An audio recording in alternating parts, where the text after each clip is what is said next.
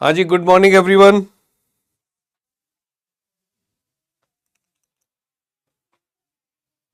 Hello, good morning sir, Patna Pathshala. Good morning, good morning, good morning Patna sir Pathshala. Good morning sir, Jamshedpur हाँ जी बेटा, Pathshala. Good morning Jamshedpur Pathshala, good morning. Morning sir, Motihari Pathshala. Good morning बेटा, good morning. Morning sir. Good hello, नमस्कार sir, मुझे पाठशाला। हाँ जी बेटा, नमस्कार, good morning. Good morning sir. Good morning बेटा, good morning. Good morning sir, Murshidabad पाठशाला। गुड मॉर्निंग बेटा। ठीक है, एक बार फटाफट से गुड मॉर्निंग बेटा, फटाफट से सीट्स पे बैठ जाइए और एक बार रिवीजन जल्दी जल्दी करते हैं जरा सिंपल हार्मोनिक मोशंस के टॉपिक्स का। ठीक है, और जिनको नहीं, जिनको जो है नहीं पता है वो भी ध्यान से सुनेंगे, क्योंकि इससे भी रिवीजन से भी आपको एक बार को पीछे की चीजें थोड़ी थोड़ी रिवाइज हो जाती है कि भाई क्या कर रहे थे, कैसे कर रहे थे। ठीक है, तो सबसे पहले बात कर लेते हैं कि अगर मान लीजिए पार्टिकल जो है वो मीन पोजीशन से स्टार्ट करता है ऑसिलेट करना, यहां से ये मीन पोजीशन है, यहां से स्टार्ट करता है ऑसिलेट करना, तो और एम्पलीट्यूड इसका ए है, तो डिस्प्लेसमेंट इक्वेशन क्या होगी? डिस्प्लेसमेंट इक्वेशन अगर वो मीन पोजीशन से स्टार्ट करता है, डिस्प्लेसमेंट इक्वेशन क्या होगी?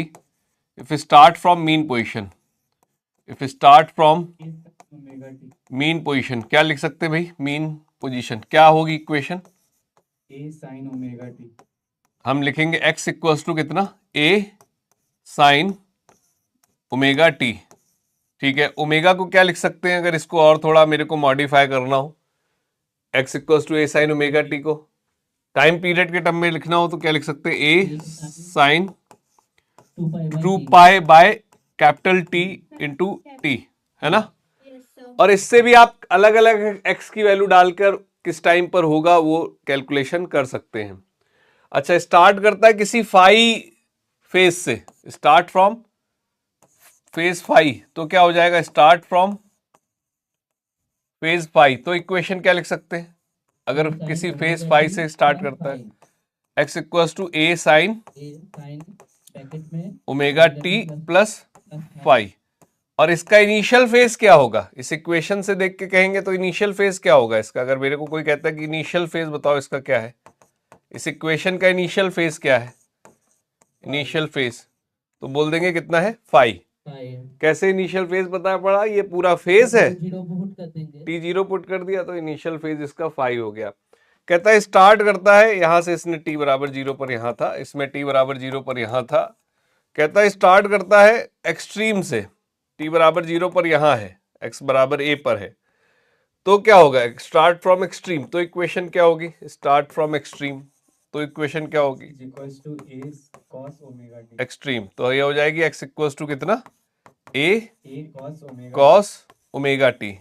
ठीक है, किसी को इसमें कोई कंफ्यूजन है? कोई कंफ्यूजन है? ठीक है, और कॉस फंक्शन साइन फंक्शन से क्या करता है? लीड करता है, लेग करता है? कॉस फंक्शन साइन फंक्शन से क्या करता है? लीड करता है या लेग करता है? क्या लीड करता है? हाँ, पाई बाई टू से लीड करेगा। उसके लिए हम लोगों ने एक फेज डायग्राम का बनाया हुआ था, वो भी देख लेंगे। चलो इससे पहले एक चीज और देखते हैं। अगर मान लो पार्टिकल जो है इस वाली सिचुएशन में, इस वाले पार्ट के लिए बात कर रहे हैं, पार्टिकल जो है वो a बाई टू डिस्प्लेसमेंट पर है, तो फेज क्या रहा होगा? अगर ये वाला है start from mean position, a by two displacement पर है, तो फेज क्या रहा होगा? फेज क्या रहा होगा? यहां से सीधा देख के आपको पता चलता है फेज। हाँ, 30 डिग्री का फेज रहा होगा, 30 डिग्री का फेज रहा होगा, या फिर क्या कह सकते हैं इसको? आपने बोला पाई बाय 6 का फेज है। ठीक है, a बाई रूट टू अगर डिस्प्लेसमेंट है, अगर डिस्प्लेसमेंट ऑफ फेज देख ले रहे करस्पॉन्डिंग, इस डिस्प्लेसमेंट पे क्या फेज होगा? a बाई रूट टू है तो कितना? a बाई रूट टू है तो कितना होगा? 45 डिग्री, या फिर कह दिया पाई बाय 4। ठीक है, तो यहां से आप मतलब ये बेसिक बेसिक चीजें हैं जो ये एटलीस्ट ऐसा डेटा है कि अपने को तुरंत ध्यान में रहता है, दिखना चाहिए। ठीक है, और आप डायरेक्ट लिख भी सकते हैं, तो ये चीजों को हमेशा इनको ध्यान में रखना है। अच्छा, अब मेरे को इक्वेशन बताओ आप, डिस्प्लेसमेंट और वेलोसिटी के बीच क्या रिलेशन है? Velocity and displacement, v and x के बीच रिलेशन, वी एंड एक्स के बीच क्या इक्वेशन है अपने पास?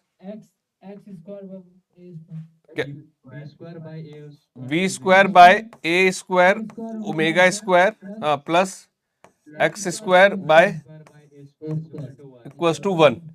इलिप्स बनता है, इलिप्स बनता है। और इसके अलावा इसी को सॉल्व करके v बराबर एक और इक्वेशन क्या बन जाती थी?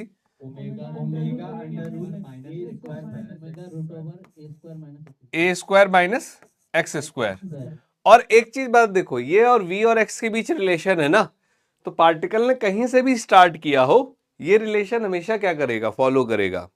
ठीक है, तो ये v और x के बीच रिलेशन है, तो पार्टिकल ने कहीं से भी स्टार्ट किया हो, ये रिलेशन हमेशा फॉलो करेगा। वेलोसिटी मैक्सिमम कहां होगी? v इज मैक्सिमम कहां पर मैक्सिमम होती है?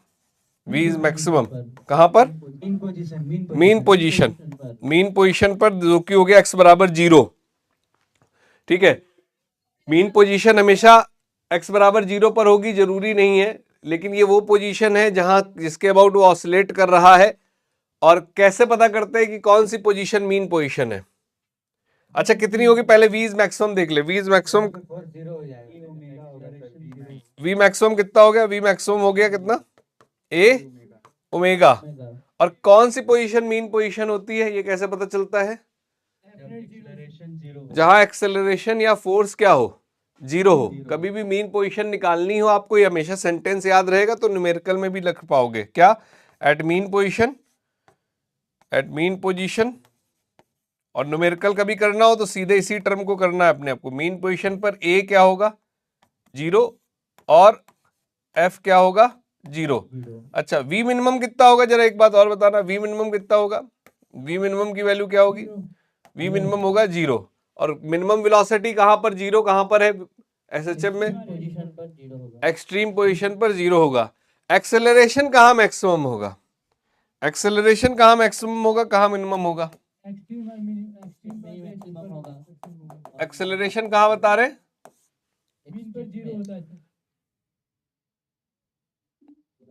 एक्सेलरेशन जो है वो आपने कहा कि एक्सेलरेशन एट मीन पोजीशन क्या होगा? मीन पोजीशन पर, मीन पोजीशन पर 0। एंड मैक्सिमम कहां पर होगा? एट एक्सट्रीम पर, एक्सट्रीम पर होगा जब ऑब्जेक्ट किस पर होगा? रेस्ट पर। और कितना होगा एक्सेलरेशन? मैक्सिमम एक्सेलरेशन की वैल्यू कितनी? ए ओमेगा स्क्वायर। अब देखो यार, ये सब डेटा अगर आपको ध्यान में रखना पड़ रहा है तो फिर आप क्वेश्चन नहीं सोच पाओगे। अगर ये सब बातें आपको बिल्कुल ऐसे बिल्कुल बढ़िया से ध्यान में है, तो आप फटाफट से आगे से क्वेश्चन जो है वो आप अप्लाई कर पाओगे और उसको सोच पाओगे। ठीक है, चलिए इसी पे मुझे आगे बताओ कि एनर्जी की क्या क्या इक्वेशंस लिखी थी? पोटेंशियल एनर्जी किस तरह से डिफाइंड है, बताना जरा। पोटेंशियल एनर्जी किस तरह से डिफाइंड हुई है? Half m omega square x square. Potential energy की ये वैल्यू है। पोटेंशियल एनर्जी इस तरह से डिफाइंड है, half m omega square, half m omega square x square. Kinetic, ये u का x के साथ है, डिस्प्लेसमेंट के साथ इक्वेशन है। काइनेटिक एनर्जी कैसे डिफाइन हुई है?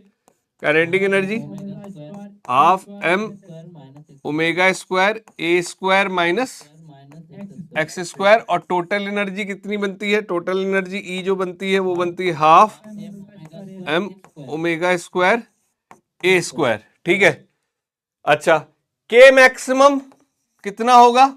ये श्योर है। K मैक्सिमम कितना होगा? ये होगा half m omega square a square. ये हमेशा है, ऑलवेज फिक्स है। ठीक है, ऑलवेज ये हमेशा होगा। और K मिनिमम कितना होगा? K मिनिमम 0 होगा। अरे वेलोसिटी 0 है ना एक्सट्रीम पर, तो वहां काइनेटिक एनर्जी भी क्या होगी? 0 होगी। और ये भी ऑलवेज है। ठीक है, ये भी हमेशा फिक्स है, यही होगा।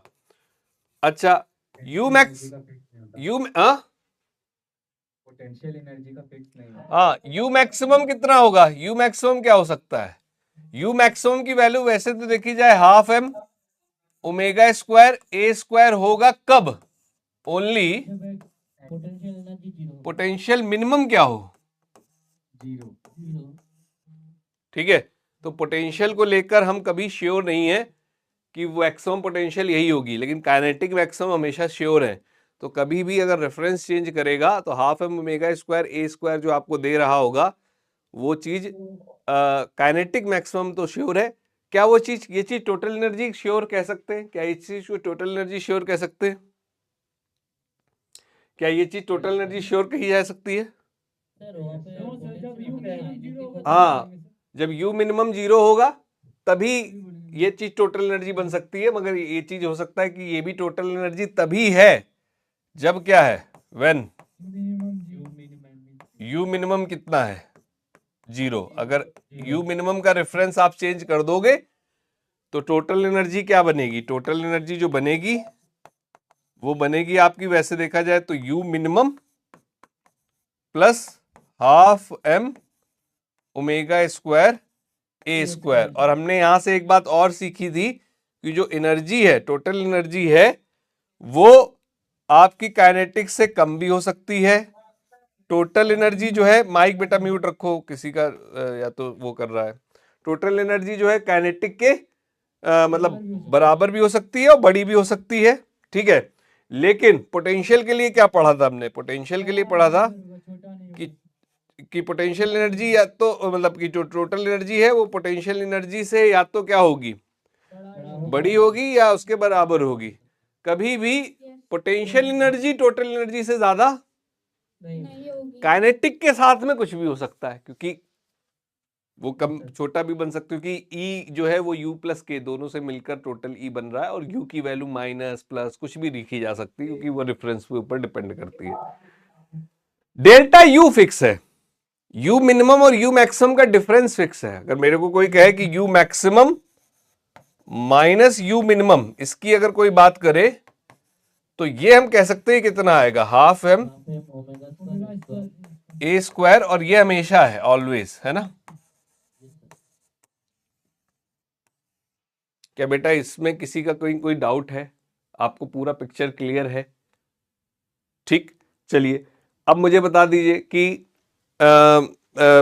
जो आपका क्या कहते हैं स्प्रिंग मास सिस्टम है, उसके टाइम पीरियड का हम लोगों ने फार्मूला पढ़ा था। टी बराबर कितना, स्प्रिंग मास सिस्टम के लिए टाइम पीरियड का फार्मूला पढ़ा था, t equals to 2 pi under root of m by k. और हमने कहा कि ये किस पे डिपेंड करता है और किस पे डिपेंड नहीं करता है। किस पे डिपेंड करता है?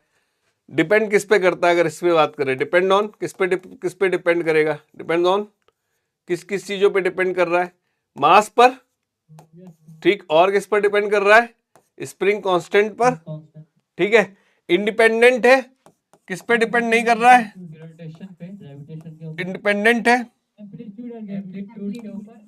इंडिपेंडेंट है किसके? एक तो एम्पलीट्यूड पर डिपेंड नहीं करता है, ठीक, कुछ भी एम्पलीट्यूड होगा। और किस बात पर डिपेंड नहीं करेगा? जी इफेक्टिव या जी पर डिपेंड नहीं करेगा, ठीक है। तो इन फैक्टर्स के ऊपर ये डिपेंड नहीं कर रहा है ना। दूसरा, चलो कुछ और मुझे बताते जाओ। अगर ये है, इसका टाइम पीरियड क्या बनता है? इस तरह से स्प्रिंग है। बेटा माइक किसी का या तो ओवरलैप कर रहा है, कुछ तो दिक्कत आ रही है, म्यूट कर लो भाई, या जब आप बोल रहा हो तब आप बोलिए, बाकी म्यूट कर लिए। अच्छा, इसका क्या टाइम पीरियड आएगा? इसका टाइम पीरियड किसी को याद है? अगर ये एक्स नीचे जाएगा तो स्प्रिंग कितना एलोंगेट होगी? अगर ये एक्स नीचे जा रहा है x/2 तो स्प्रिंग कितना खिंची होगी? x/2। याद है? ये बात भूल गए हैं? याद है सर। हाँ, तो अब एक बार बता दो, अगर ये याद है तो अपने को फिर वो एनर्जी वाले टर्म से याद आ जाता है, गड़बड़ होने के चांस नहीं रहते कि टाइम पीरियड का क्या फार्मूला बनेगा। इसके लिए टाइम पीरियड का क्या फार्मूला बनेगा? टी बराबर क्या लिख सकते हैं? 2 pi under root m by half k x square by 4 आया होगा, हाँ, एम बाय के बाय 4, ठीक है। हाँ, कौन सा? हाँ हाँ, आ रहे उस पे आ रहे, देखिए बताते हैं, ठीक है। ये वाले केस में देख लेते हैं, एक ये केस है, ये है, यही वाला कह रहे हो ना? हाँ, तो एक बात सोच कर बताओ ना, उसी का तो उल्टा पार्ट हो गया एक तरीके से। आप एक बात सोचकर बताओ, अगर ये x खिंचेगा, ठीक है, तो चलो वैसे पुली कंस्ट्रेंट से भी देख लो, अगर ये चीज x नीचे गई और ये चीज नीचे नहीं जा रही है तो ये सिरा कितना नीचे जाएगा? x/2 तो अगर ये x नीचे जा रहा है तो कितना खिंचा होगा? मतलब वैसे समझ में आ गया, मतलब कांस्टेंट वो रिलेशन निकाले ना सर, वैसे मतलब ऐसे ऐसे निकाल दे रहे, पर वैसे डायरेक्ट कैसे समझेंगे? डायरेक्ट ऐसे समझ सकते हो कि अगर मान लो ये x खिंचेगा, यस ठीक है, तो एक बात और, रस्सी इधर से कितना ढीली हुई? x x ढीली हुई, और यहां से तो रस्सी कोई ढीली, नहीं हुई। तो एक बात और, ये कितना नीचे जाएगा? तो इधर से अगर x ढीली हुई है तो इधर x/2 और इधर x/2 देगा, यस ठीक है, तो ओवरऑल ये नीचे कितना जाएगा? x अगर यहां से x से ढीला करेगा तो यहाँ x/2 नीचे जाएगा ना। यस सर x क्या समझ पाए? समझ गए सर, मतलब डायरेक्ट कंफ्यूज हो रहे थे। हाँ, तो कांस्टेंट रिलेशन कंस्ट्रेंट से तो निकल आया। अब जैसे मान लो इसी को देखो, मैं ड्रॉ करके दिखा देता हूं, यहां था पहले, ठीक है, अब तुम्हारी ये जो स्प्रिंग है, ये स्प्रिंग खिंच के इसने इसको ढीला कर दिया, कितना? इसको ढीला किया है x, अगर टोटल x से ढीला किया है, अगर यहां से टोटल x इलॉन्गेट हुई है, तो एक बार बताओ, पुली नीचे खिसकी होगी, और पुली नीचे अगर खिसक के पहुंच रही है, तो यहां कहीं अगर पुली पहुंच गई, तो अगर इसने x रिलीज किया है, तो यहां से तो रस्सी ढीली हो नहीं रही है, तो x/2 वाला हिस्सा यहां पे आ गया होगा और x/2 यहां पर आ गया होगा। क्या मेरी बात समझ पाए? तो ओवरऑल पुली कितना नीचे गई होगी? x/2, ठीक है। यस सर तो इस केस में टाइम पीरियड कितना आ जाएगा बताएंगे? अगर ये x नीचे जा रहा है, अगर ये x नीचे जा रहा है, तो ये जो इलॉन्गेट होगा ये कितना होगा? ये 2x इलॉन्गेट होगा। 2x तो टाइम पीरियड कितना बन जाएगा इस केस में? 2 पाई √m/4k, ठीक है। अच्छा, दूसरा, इस केस में क्या हो जाएगा? यहां पर हमने कहा कि इस तरह का अरेंजमेंट है, ये वाला अरेंजमेंट है, ये पुली लगी हुई है, ये स्प्रिंग, ये यहां से अटैच, और ये मास m। अभी बोलो क्या टाइम पीरियड होगा इसका? इसका टाइम पीरियड क्या होगा? ये तो सीधा सीधा केस हो गया ना भाई। अगर ये x नीचे जाएगा तो ये कितना इलॉन्गेट होगा? x ही तो होगा, तो इसका टाइम पीरियड क्या हो गया? 2 पाई m/k। क्या ये क्लियर है बात? ठीक। अगर इस पुली का मोमेंट ऑफ इनर्शिया भी होता, if pulley has moment of inertia, if pulley has moment of inertia, वो अगर आई है, तो क्या हो जाता टाइम पीरियड? इस केस में क्या हो जाता? m plus I by r square by k. क्या बात क्लियर है? ठीक है। एक बात और, डबल मास सिस्टम अगर है, एक ये मास लगा हुआ है m1 और एक इस तरह से, ऑल्दो ये सिलेबस में नहीं है लेकिन चलो याद रखना आसान है इसलिए कोई दिक्कत वाली बात नहीं है, इस तरह का अरेंजमेंट है, इसका टाइम पीरियड क्या बन जाएगा? इसका टाइम पीरियड क्या बन जाएगा? क्या लिख देंगे इसका? 2 पाई m रिड्यूस बाय k। याद नहीं आ रहा है इसका? भूल गए क्या? m रिड्यूस कितना बनेगा? m रिड्यूस की वैल्यू क्या बनेगी? m1 m2 bye m1 plus m2, ठीक। सीरीज पैरेलल कॉम्बिनेशन के इफेक्टिव बता देंगे। यहां पर जैसे एक स्प्रिंग ये है K1, ठीक है, दूसरी एक स्प्रिंग ये है, इसका मैंने लिख दिया K2, एक स्प्रिंग ये है, इसका मैंने लिख दिया K3, ठीक है। चलो सारे K लिख लेते हैं, एक काम करते हैं, सारे K लिख लेते हैं। ये K है और ये है यहाँ पर 2K और ये भी K है और यहाँ एक ब्लॉक है और ये जुड़ा हुआ है यहाँ पे इससे, ये 3K। कैसे दिख रहा है? क्या क्या दिख रहा है इसमें अरेंजमेंट में? इसका टाइम पीरियड निकालना है तो K इफेक्टिव देख लेंगे। सर 2 पैरेलल है और एक सीरीज में है। कौन दो कितने दो पैरेलल है? पहले तो ये दो किसमें है, वो पैरेलल में है, और फिर इसके साथ किसमें है, वो सीरीज है, और फिर इसके साथ किसमें है? वो पैरेलल है। हाँ, तो कितना आ जाएगा? जल्दी से बता दो आंसर। K इफेक्टिव कितना है? K इफेक्टिव की वैल्यू बता दो पहले तो। K इफेक्टिव जो है इसका K 2K 2K 2K का हो गया, K 3K 4K। हाँ, यस सर।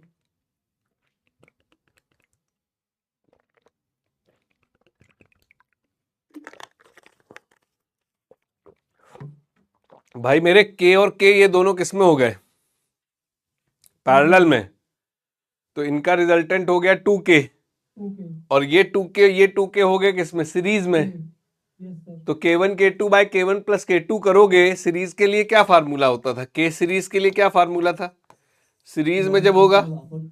तो वो था k1 k2 bye, K1 plus K2। और अगर दोनों वैल्यू सेम है तो जो k इफेक्टिव है वो, अगर ये दोनों k और k है तो ये k बाय 2 हो जाएगा। Yes sir. तीन होते सीरीज में और तीनों सेम होते तो k बाय 3 हो जाता, 4 होते तो k बाय 4 हो जाता।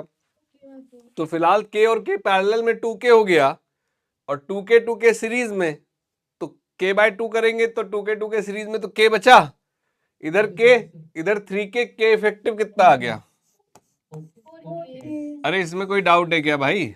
No sir. ये बात क्लियर है? ठीक, यस सर। चलिए तो इसी क्रम में आगे अब कुछ क्वेश्चंस देख लेते हैं। सभी रिवीजन का ही पार्ट है, पूरा रिवीजन ही चल रहा है, ठीक है। तो ये क्वेश्चन एक ट्राई करेंगे और देखिए क्या दिया हुआ है, और सॉल्व करके फटाफट देखिए आंसर क्या आ रहा है।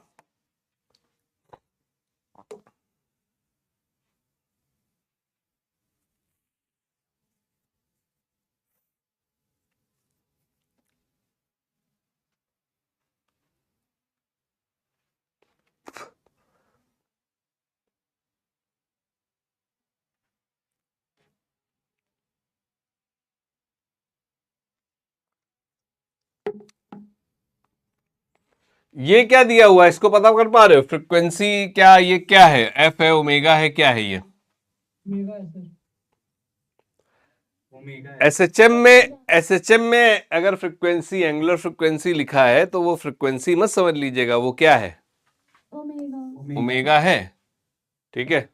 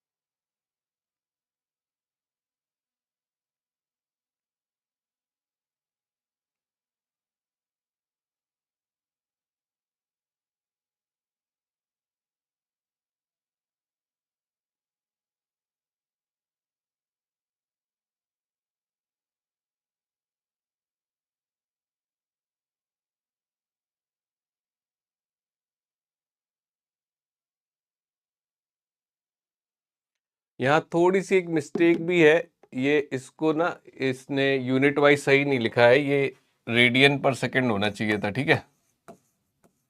तो फ्रीक्वेंसी बता रहा था। हाँ, एंगुलर फ्रिक्वेंसी, हाँ वो गलत लिखा हुआ था, वो रेडियन पर सेकंड रहना चाहिए अगर एंगुलर फ्रिक्वेंसी है तो। ठीक है, जल्दी जल्दी बताओ, टाइम पीरियड क्या हो जाएगा, कैसे निकालेंगे? 2 सेकंड होगा। 2 सेकंड। टाइम पीरियड कैसे निकलेगा भाई? पहला पार्ट सीधा सीधा है यार, इतना क्यों टाइम निकल रहा है? टाइम पीरियड होगा 2 पाई बाय ओमेगा, ठीक है। और रेडियन पर सेकंड में लिखा होगा, एंगुलर फ्रिक्वेंसी कर दिया होगा, तो टाइम पीरियड तो निकल आएगा। अच्छा, 2 सेकंड। हाँ, मैक्सिमम स्पीड क्या होगी? 5 सेंटीमीटर पर सेकंड। v मैक्सिमम होगा a ओमेगा। Yes sir. अब अगर a को तुम सेंटीमीटर में डालोगे तो सेंटीमीटर में आएगी स्पीड, सेंटीमीटर पर सेकंड में, और अगर मीटर में तो मीटर में आ जाएगी। क्या ये बात क्लियर है? बी पार्ट कैसे निकाल रहे हैं? सी पार्ट क्या कह रहा है? मैक्सिमम एक्सेलरेशन क्या निकलेगा? ए मैक्सिमम ए ओमेगा स्क्वायर। अरे बोलो भाई, डायरेक्ट फार्मूले तो डालने हैं। चौथा पार्ट क्या कह रहा है? Speed when displacement is 0.6 centimetre from the mean position. अच्छा, इससे क्या आप निकाल पाओगे? इससे निकाल पाओगे?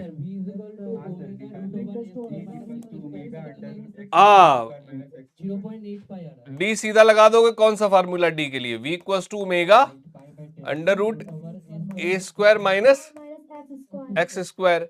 ई पार्ट कहाँ है, speed at t equals to pi by 6।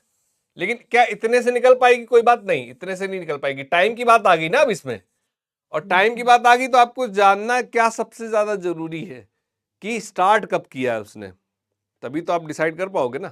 तो इसने आगे दिया assuming that motion start from rest. इसका मतलब इक्वेशन क्या रही होगी, ई पार्ट को देखते हैं। ई पार्ट के लिए इक्वेशन क्या रही होगी, डिस्प्लेसमेंट इक्वेशन क्या रही होगी, डिस्प्लेसमेंट इक्वेशन बताओ पहले, डिस्प्लेसमेंट एक्स इक्वल्स टू क्या रही होगी, ए कॉस ओमेगा टी। ठीक है, ये पहले हम इक्वेशन लिख लेंगे। और फिर क्या कह रहा है कि क्या पूछना है इसने, स्पीड निकालनी है, तो इसको डिफरेंशिएट करें तो v बराबर क्या हो जाएगा, ए ओमेगा, ठीक है, माइनस भी आ जाएगा साइन ओमेगा टी। अरे बोलो भाई, कोई दिक्कत है इसमें, ठीक। अब बताओ, ओमेगा की जगह वैल्यू डाल देंगे, ओमेगा की जगह पड़ जाएगी वैल्यू, यहां पे इसको लिख सकते हैं माइनस ए ओमेगा साइन, ओमेगा की जगह डाल दें, ओमेगा की जगह कितना था पाई, और टी की जगह कितना था पाई बाय 6। अच्छा, तो इसने ये मुझे लगता है कि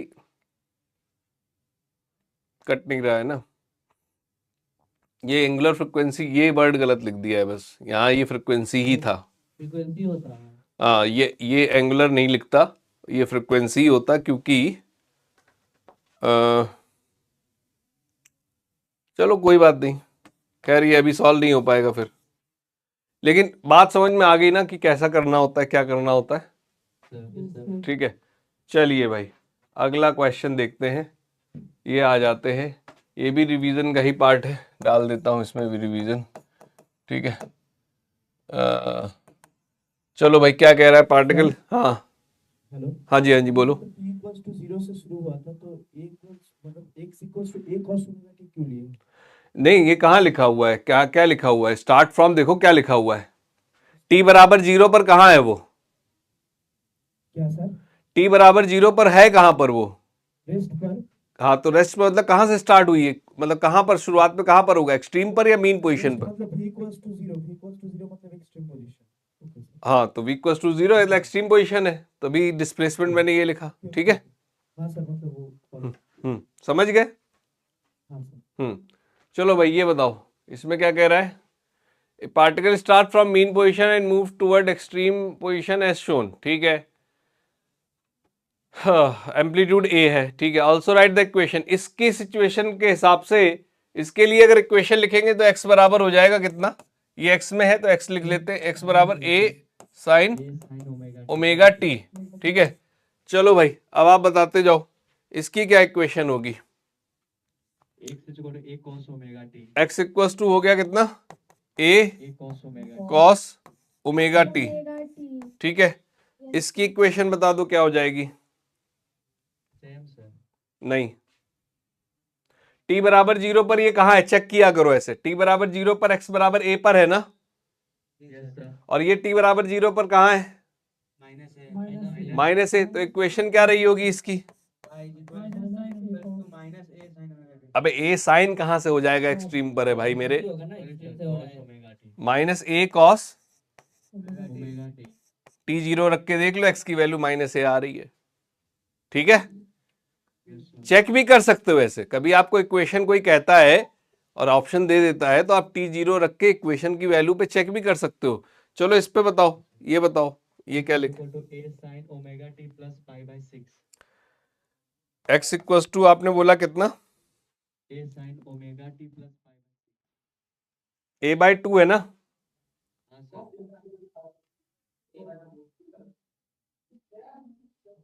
और ये लौटते का है बेटा,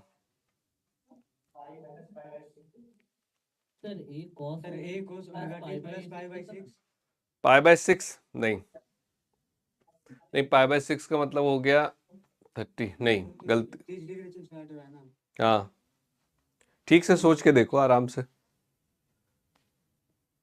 x इक्वल्स टू क्या लिखी जाएगी इसकी equation, a cos omega t plus 150 degree ना सर, हाँ। a sin omega t plus 7 pi by 6 और कॉस के टर्म में लिखेंगे तो क्या हो जाएगी? a cos इसको चाहो तो ऐसे वर्टिकली कर लो, क्योंकि मैंने वर्टिकल में केसेस समझाए हैं, तो वही चीज है बस। a cos omega t plus pi by 3 A cos omega t plus pi by 3 हो जाएगा, क्योंकि एक्सट्रीम से कितना एंगल और चल रहा है, ये एक्सट्रीम से ये 60 डिग्री चलेगा ना, तब ए बाई 2 पर आएगा। yes sir देखो, इसको मैंने आपको एक्सप्लेन किया है, ये हॉरिजॉन्टल में पड़ा हुआ है, इसी को हमने वर्टिकल में एक्सप्लेन किया था। वर्टिकल में जब एक्सप्लेन किया था तो मैंने कहा कि भाई ये मीन पोजीशन पर है, इसी सर्किल पे तो चल रहा होगा ना ये।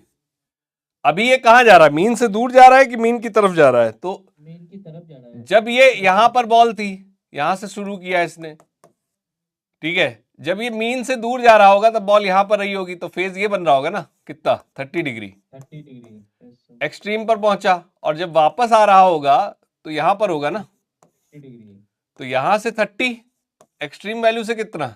60। 60 इससे टोटल कितना बन रहा है? 150। 150 ठीक है, तो कैसे हो जाएगा? क्या इक्वेशन हो जाएगी? क्या लिख सकते हैं? x equals to a sin omega t plus plus जो भी 150 डिग्री को चेंज कर लो उसमें रेडियन में, by 1 ठीक है। या फिर और क्या लिख सकते हैं? A cos omega t plus pi by 60 degree चला ना यहां से, और ये yes sir सर तो इसकी क्या इक्वेशन बन जाएगी? a cos omega t plus pi by 3 Plus pi by 3. ठीक है, Yes, sir. Sir yes sir चलिए भाई इसको करते हैं।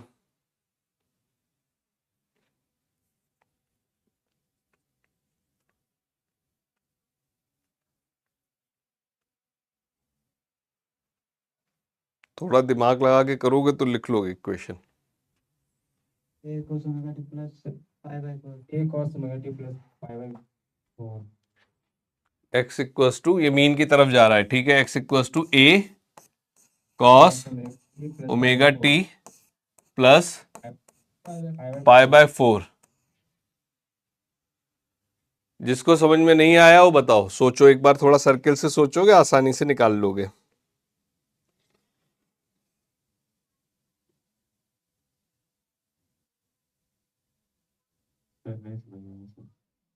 ठीक है,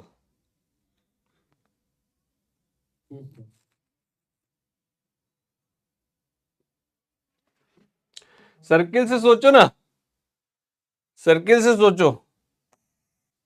ये मीन पोजीशन है और डिस्प्लेसमेंट पर है a बाई रूट 2 पर, ठीक है, और ये आ रहा है इसकी तरफ, की तरफ मीन की तरफ। चलो इसके सर्किल पर कहां होगा?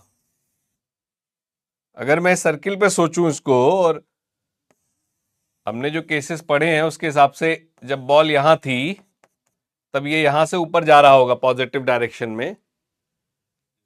अभी इसके हिसाब से, सर्किल के हिसाब से कहां पर होगी ये एसएचएम वाली बॉल? कहां पर होगी? कहां पर होगी? यहां पर होगी, यहीं पर होगी ना। हाँ, और ये a बाई रूट 2 अगर है तो ये एंगल कितना बन रहा होगा? अगर आप ट्रायंगल प्रॉपर्टी, ये a है, ये a बाई रूट 2 है, तो ये एंगल कितना बन रहा होगा? 45। 45 तो अब एक बात बताओ, यहाँ पर जब यहाँ पर होगी बॉल तब साइन की फंक्शन बनती है, यहाँ पर होगी कॉस की फंक्शन बनेगी, यहाँ पहुंच जाएगी माइनस कॉस की फंक्शन बनेगी, यहाँ पर सॉरी माइनस साइन, यहाँ माइनस साइन की हो जाएगी, और यहाँ जब होगा तो माइनस कॉस की हो जाएगी। तो अगर मैं इसके रेफरेंस से लिख रहा हूं तो कॉस से कितना लीड करता हुआ एंगल है? 45 है ना। 45 डिग्री pi by 4 हो गया क्या? समझ में आए? यस सर चलो भाई ये क्वेश्चन करो। और जो बैक साइड की जो वो क्वेश्चन नहीं समझ में आया, हाँ, ये भी समझाइएगा फिर हाँ। से। पहले ये कह रहा है कि ये जो एसएचएम कर रहा है, ये एसएचएम करने वाला ऑब्जेक्ट, एसएचएम करने वाला जो ऑब्जेक्ट है ये मीन पोजीशन की तरफ आ रहा है। तो एक बात सोच के देखिए, जो एसएचएम अगर ये कर रहा है और ये मीन पोजीशन की तरफ आ रहा है, तो सर्किल में जो बॉल घूम रही होगी उसकी पोजीशन कहाँ होगी? ये मीन पोजीशन है, तो शुरुआत में यहां से यहां पे रही होगी अगर t बराबर 0 पर, और देवी यहां पर है। अभी जब ये वापस आ रहा है तो ये वाली बॉल कहाँ रही होगी? पहले तो यही सोच लो, सर्किल पे ये वाली बॉल कहाँ होगी? यहाँ पर, सेंटर पे मतलब ऊपर में। Yes sir. यहाँ पर होगी ना। Yes sir. यहां से ही आपको फेस पता चलेगा इसका। अब ये a/√2 बोल रहा है, तो ये अगर a/√2 है तो ये वाला एंगल कितना रहा होगा? ये लंबाई a है 45। तो अब बताओ ना बेटा, इसमें क्या चीज नहीं समझ पाए? जब एक्सट्रीम पर होता तो कॉस के वैल्यू, कॉस का फंक्शन बनता, मीन पर होता तो साइन का फंक्शन। वहां से कितना आगे है? t बराबर 0 पर इतना आगे है, यहां पर है t बराबर 0, तो इसके रिस्पेक्ट में कॉस वाले फंक्शन से कितना लीड करता हुआ है? π/4 है, तो हमने वही लिख दिया cos omega t plus π/4। π/4 yes. Check भी कर सकते हो, ऑप्शन में जब होता है तो चेक भी कर सकते हो, t 0 रख के देख लो, x की वैल्यू a/√2 आ रही होगी। Yes sir. ठीक है। Yes sir. या फिर और क्या इक्वेशन बन सकती थी? और इक्वेशन क्या बन सकती थी? इसी को, इसी रेफरेंस को देखो ना, इनसे और भी इक्वेशंस बनाई जा सकती थी। और क्या बन सकती थी? x बराबर, इसके रेफरेंस में क्या बन सकती थी? Minus sine, minus a sine omega t minus, कोई मैथमेटिकली इन दोनों को सॉल्व करेगा, दोनों के से रिजल्ट उसको क्या मिलेंगे? सेम मिलेंगे।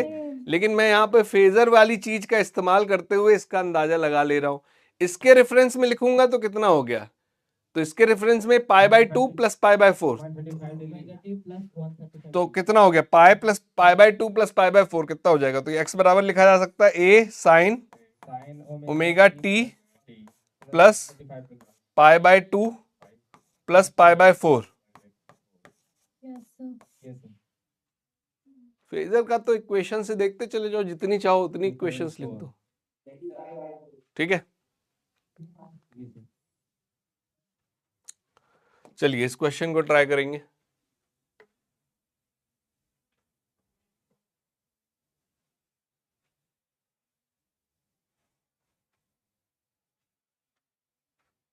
a cos omega t plus π/, नहीं, ऑप्शंस दिए हुए ना, कुछ पूछा है इसने।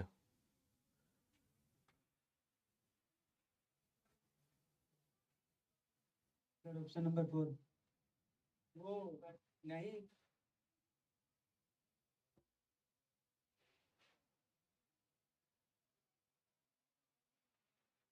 क्या आंसर इसका होगा? मिनिमम टाइम कहां पर होगा?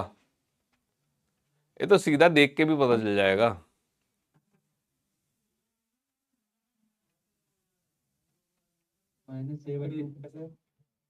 हाँ, पहले देखो कहां जा रहा है, कहां कहां पर है। ये इस लाइन को पढ़ो भाई और प्रोसेस करो इस चीज को, डायग्राम बना के प्रोसेस करो, खुद भी दिख जाएगा तुम्हें डायग्राम से भी। कोई कैलकुलेशन नहीं है। इस लाइन, जो ऊपर वाली लाइन मैंने ड्रॉ की है, उसका डायग्राम बनाओ। कहां पर है ये जो ऊपर वाली लाइन लिखी है? इसके हिसाब से कहां पर है शुरुआत में? कहां से देखना शुरू कर रहे हैं वो? a/2 पर है, और जा किस तरफ रहा है? एक्सट्रीम की तरफ, मीन की तरफ? मीन की तरफ जा रहा है। यहां पर इसने बोला कि यहां पर है अभी ये। ठीक, अब पूछ रहा है कि minimum time, find minimum time when it will be at. Time minimum, इसको कहां पे पहुंचने में मिनिमम टाइम लगेगा? एक a/2 बोल रहा है यहां पे, नहीं, x बराबर माइनस a/2। ये तो x बराबर 0 हो गया, x बराबर माइनस a/2 मतलब यहां पर। ठीक है, और b मीन पोजीशन ये हो गया, माइनस a ये हो गया। ठीक है, और प्लस a। चलो सारे को टाइम भी लिख देते हैं। इसका कितना टाइम लगेगा, इसको कितना टाइम लगेगा, यहाँ टाइम कितना लगेगा पहुंचने में इस सिचुएशन में? यहां से यहां तक का टाइम कितना होगा? यहां से यहां तक का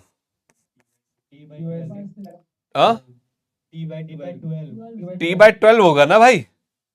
और यहां से यहां तक अभी कितना होगा? और ये कितना होगा? t/6। ठीक है, अरे बराबर बराबर होगा क्या है भाई? ये सब बराबर बराबर थोड़ी ना होंगे। यहां फेस चला होगा 30 डिग्री और यहां फेस चला होगा 60 डिग्री, इसलिए डबल टाइम लगेगा। तो -a/2 तक पहुंचने में कितना टाइम लगा? t/6। यहाँ के पहुंचने में कितना टाइम लगेगा? t/12। यहाँ पहुंचने में कितना टाइम लगेगा? कितना हो जाएगा? अरे ये t/6 हो गया, t/3 हो गया ना भाई, जोड़ नहीं पाते हो तुम लोग। और यहाँ कितना लगेगा? ये वाला कितना लगेगा? कैसे निकाल रहे हो? उल्टा चला जाएगा, ऊपर चला इतना तो t/3, और फिर यहाँ पे पहुंचना है ना इसको, तो यहां से यहां तक का टाइम कितना हुआ? अरे यहां से यहां तक का t थोड़ी ना हो जाएगा, t/2 होगा। तो कितना आएगा टाइम? t/3 प्लस t/2 कितना हो गया? 5t/, समझ पाए नहीं समझ पाए? Yes, sir.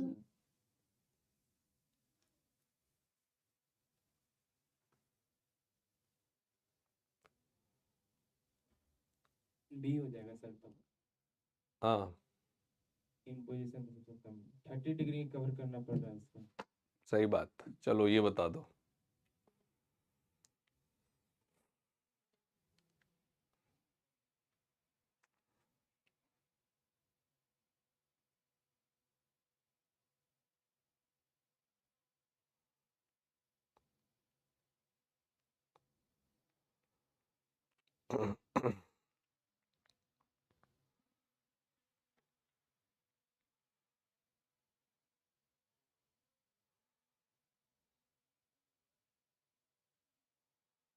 क्या आंसर t/, वो थर्ड ऑप्शन होगा?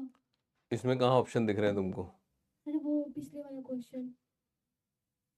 इसमें ये हो जाएगा ना बेटा, ये अरे यार, Solution. ये यहाँ से यहाँ का टाइम छोटा नहीं दिख रहा है तुमको? अच्छा, हाँ हाँ, यस सर। t/3 तो यहाँ से यहाँ तक का टाइम हो गया ना, और ये बड़ा होता है, ये नंबर छोटा होगा तो ये वैल्यू बढ़ जाएगी, डिनोमिनेटर वैल्यू बड़ी होगी तो छोटी हो जाएगी। तो सर्कल बनाकर एंगल से देख सकते। हाँ चलो इसको बताओ।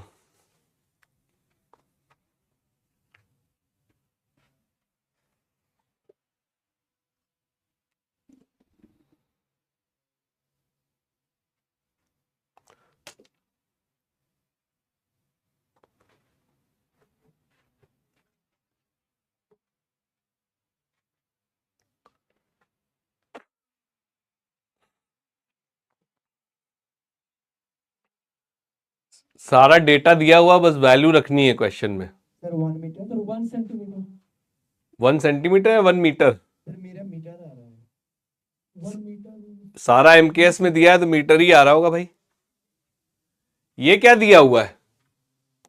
0.1 मीटर आ रहा है। ये क्या दिया हुआ है? ये क्या है? Omega square. नहीं ओमेगा स्क्वायर अपन मतलब K है भाई, ये आज से डिवाइड करना पड़ेगा ना। ये है सर। F बराबर -KX लिखा हुआ है ना भाई मेरे। Yes sir. K है, K की वैल्यू दी है कितनी इसने? 50 न्यूटन पर मीटर। और V ये क्या दिया हुआ है? If it crosses the centre of oscillation, ये क्या दिया हुआ है? ये क्या दिया हुआ है? V max. V मैक्स दिया हुआ है, मतलब A ओमेगा की वैल्यू दी हुई है, और वो दी हुई है 10 मीटर पर सेकेंड, और एम्पलीट्यूड पूछ रहा है। अच्छा K दिया है, M भी दिया हुआ है, ये रहा M ½ kg का है, M दे दिया है मुझे ½ kg। तो ओमेगा स्क्वायर कैसे निकलेगा? MK मेरे पास है, क्या रिलेशन होता था K और M में? K बराबर कितना? M omega square. Yes sir. तो यहां से तुम्हारा ओमेगा स्क्वायर कितना आ गया? ओमेगा की वैल्यू आ गई √ऑफ K/M। मतलब 100 आ गया। अरे वैसे भी देख लो यार, टाइम पीरियड नहीं भूल जाते तो ऐसे याद रखो, टाइम पीरियड 2π√M/K होता है। तो ओमेगा कितना हो जाएगा? √Of K/M। वहां से भी ये रिलेशन बना सकते हो। खैर ओमेगा यहां से आ जाएगा, यहां सब्स्टिट्यूट कर दो, निकल आएगा ना। यस सर अरे यहां रख दो यार इसको सीधे सीधे, और क्या है, वी मैक्सिमम दिया हुआ, ए निकल आएगा। कितना आ रहा है आंसर? ये 1 मीटर आ रहा है आंसर कितना आ रहा है? 1 मीटर यहाँ चलो वैल्यू रख देते हैं, वी मैक्सिमम हो गया 10, ए की वैल्यू कितनी हो गई, ए निकालना है, ओमेगा की वैल्यू कितनी आ रही है, अंडर रूट ऑफ 10 के बाय एम, तो ए की वैल्यू क्या आ गई? 1 मीटर ये सॉल्व कर लो चाहो तो, यहाँ पे अंडर रूट ऑफ के कितना है 50, एम कितना है हाफ, तो 10 आ गया। ठीक है, चलें आगे बढ़े। Yes sir. ठीक है, ये क्वेश्चन पढ़ेंगे और इसको पढ़ने के बाद कोई मुझे पहले एक्सप्लेन करेगा कि क्वेश्चन होगा कैसे।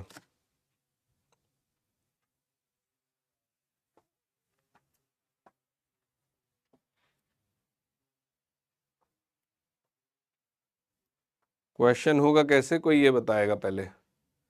पहले सॉल्व नहीं करने लग जाएंगे, पहले सोच के बताएंगे कि सर ये अप्रोच लगेगी, ये चीज़ पूछी जा रही है और ऐसे इसका टाइम पीरियड निकलेगा।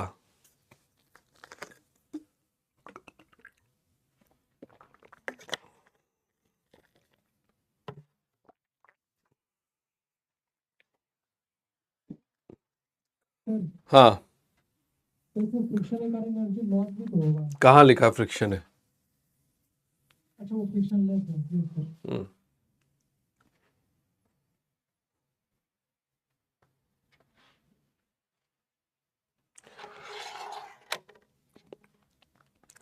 कोई बता दो पहले करना कैसे। सर एनर्जी कंजर्वेशन लगा के हम लोग लगाए थे, आप 20 रुपये साफ किए थे सर। अच्छा, उससे क्या निकलेगा?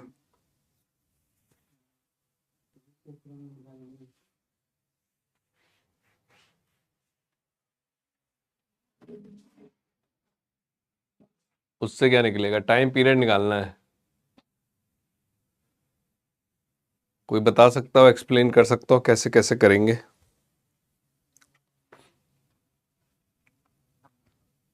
Sir t equals to 2 pi root m by k भी होगा sir. t equals to 2 pi root m by k नहीं।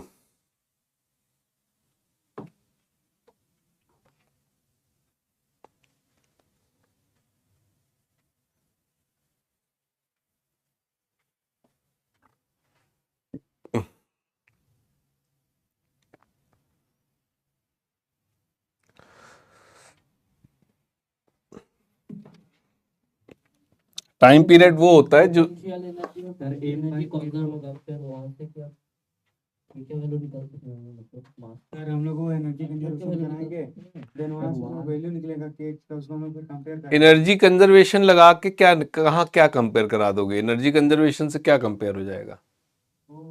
सर बस इतना पता चल रहा है कि वाल से जब टकरा रहा है तो वहां पर वेलोसिटी उसका जीरो नहीं हो रहा है, इलास्टिक कोलिजन है। हाँ, तो वहां से हम लोग कोलिजन वाला इक्वेशन से वेलोसिटी निकाल लेंगे। मतलब क्यों निकालनी ही क्यों है वेलोसिटी? देखिए, अगर आप वेलोसिटी से टाइम निकालने की कोशिश करेंगे एसएचएम में तो कभी नहीं निकाल पाएंगे, क्योंकि एक्सेलरेशन वेरिएबल एक्सेलरेशन है, एक्सेलरेशन वेरिएबल है। सर हाँ। 10 सेंटीमीटर का 10 सेंटीमीटर इसको प्रेस कर रहे हैं तो फोर्स तो kx के बराबर ही आएगा। फोर्स जितना आएगा फोर्स तो लगातार वेरी करेगा ना। हाँ तो फोर्स उसी फोर्स से मतलब कि फिर छोड़ेगा, रिस्टोरिंग फोर्स है हाँ। तो कवर करना 5 सेंटीमीटर हम्म। तो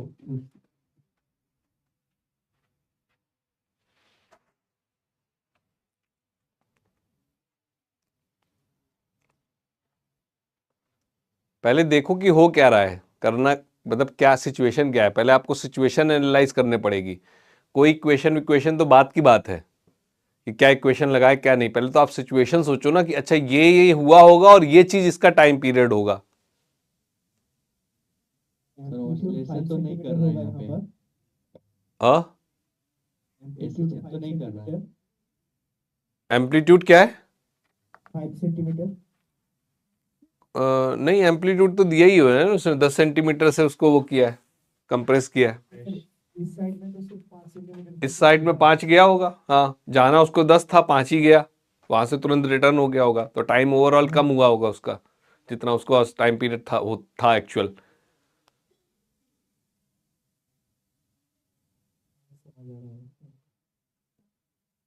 सोचिए सोचिए, दिमाग लगाइए, पहले सिचुएशन समझिए कि हुआ क्या है इस क्वेश्चन में, मतलब हो क्या क्या रहा है, और टाइम पीरियड की क्या डेफिनेशन है उसके सोचते हुए, मतलब क्या चीज कैसे टाइम कैलकुलेट होगा, फिर उस पे आएंगे कि ऐसे ऐसे कर सकते हैं।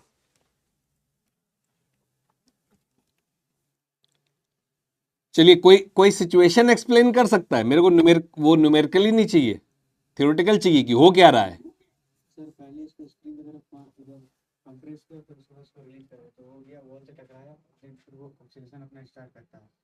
हाँ हाँ वही हो रहा है।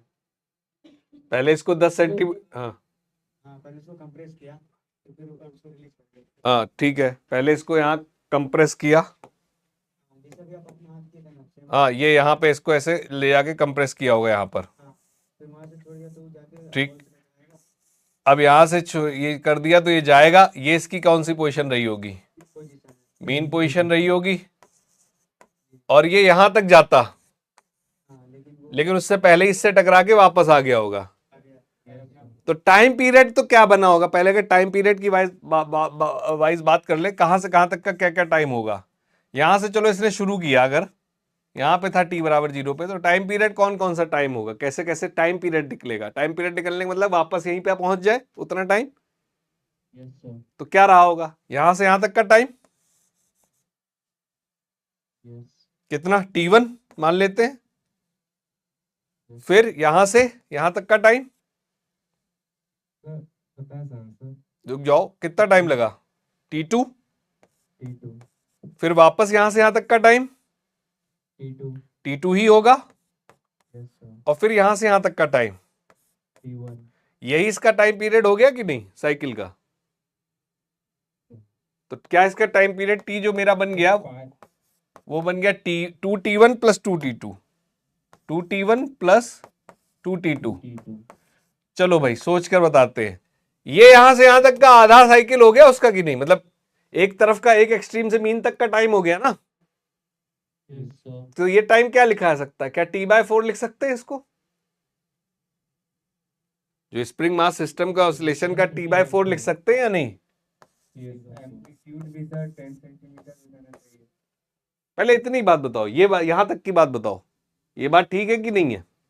हाँ सर सही है सर। ठीक है, अब बात कर लेते हैं t2 क्या रहा होगा, यहां से यहां तक का टाइम कितना रहता, अगर ये यहां से यहां तक जाता तो टाइम रहता t/4, yes sir.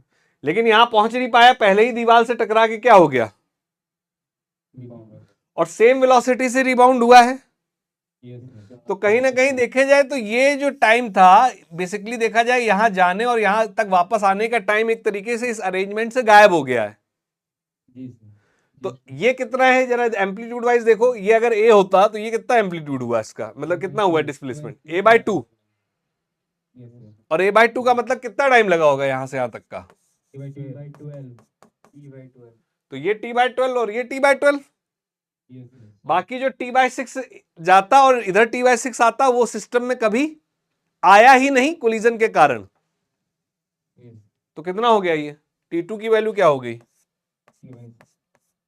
t bye कितना t12, और t की वैल्यू कितनी रही होगी, M/K बताओ।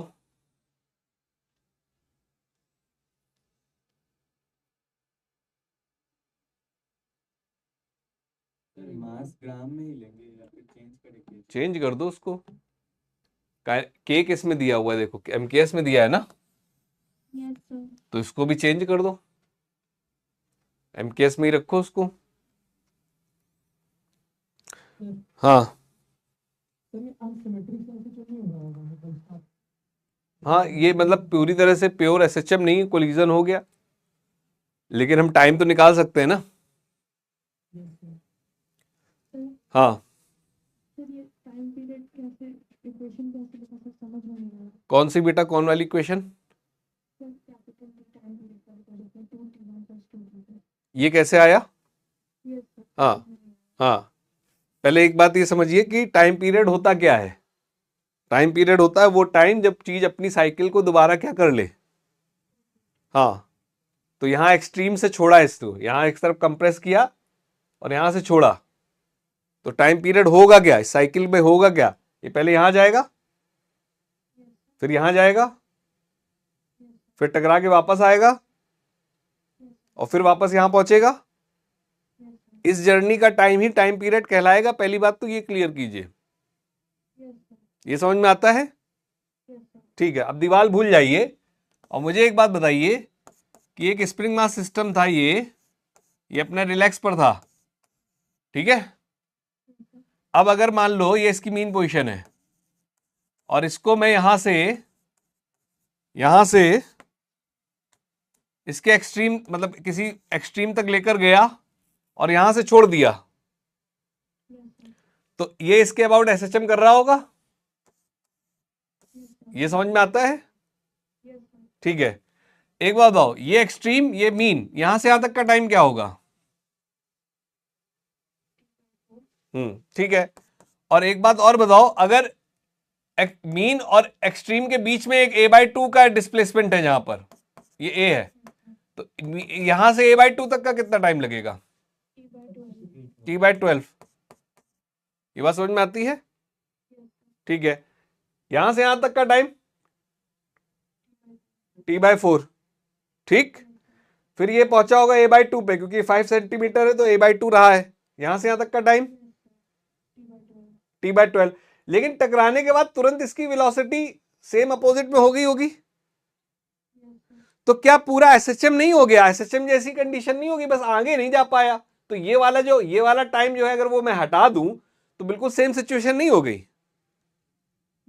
तो यहां से यहां तक का वापस में टाइम कितना, और यहां से यहां तक का टाइम, तो हुआ क्या है एक्चुअली टाइम? क्या टोटल टाइम t/12, सॉरी यहां से आकर t/4 प्लस t/12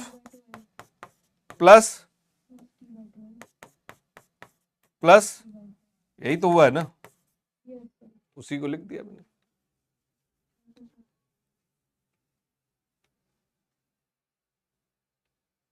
ठीक है, आंसर वही आ रहा है जो यहां लिखा हुआ है। हाँ वही आ रहा है। ठीक है, मतलब जो भी आ जाए, मेन मुद्दा ये है कि ये आपको क्लियर होना चाहिए कि कैसे कर रहे हैं। आगे बढ़े, ठीक है। हाँ, क्वेश्चन में कुछ दम नहीं है, थोड़ा सा बस दिमाग लगाना है।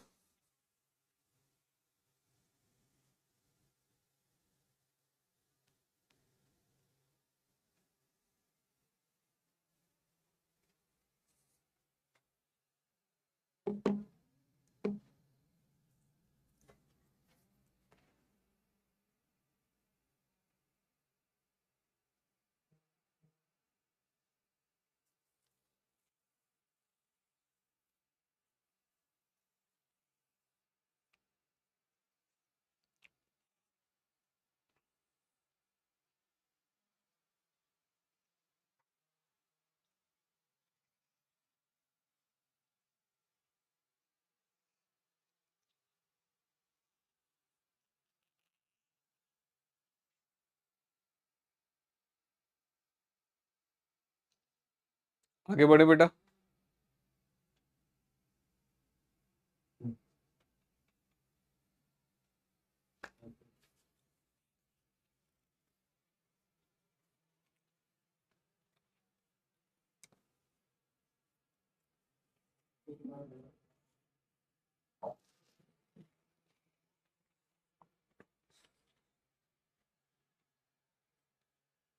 पहले क्वेश्चन पढ़िए और सोचिए सिचुएशन क्या है। कह रहा है कि एक ब्लॉक परफॉर्म कर रहा है एसएचएम जिसका एम्पलीट्यूड ए है, और दूसरा ब्लॉक है जो उसके ऊपर प्लेस कर दिया जाता है when it passes through mean position, और उसके साथ वो स्टिक हो जाता है। ठीक, फाइंड द टाइम पीरियड। अच्छा, नया टाइम पीरियड क्या होगा एक बात बताओ। यहां पर ये ब्लॉक एसएचएम कर रहा था, और